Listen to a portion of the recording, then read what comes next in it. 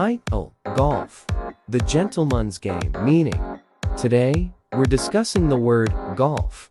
Ɡălf is a precision sport that involves hitting a small ball into a series of holes on a vast, well-maintained course, using as few strokes as possible. It's a term that signifies the values of sportsmanship, skill, and leisure. Pronunciation.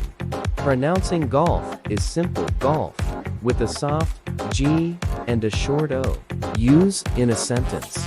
For example, ɡălf is often referred to as the gentleman's game, emphasizing etiquette, fair play, and camaraderie among players. Importance.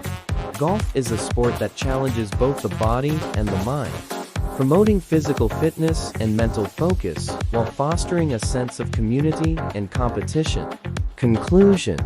In summary, ɡălf is a word that represents the elegance and camaraderie of a sport that has been enjoyed for centuries. Thanks for joining us today on your channel name. If you found this information helpful, please give it a thumbs up. And don't forget to subscribe for more educational and informative content. Stay tuned for our next word exploration. Until then, appreciate the values and skills associated with ɡălf, a sport for players of all ages.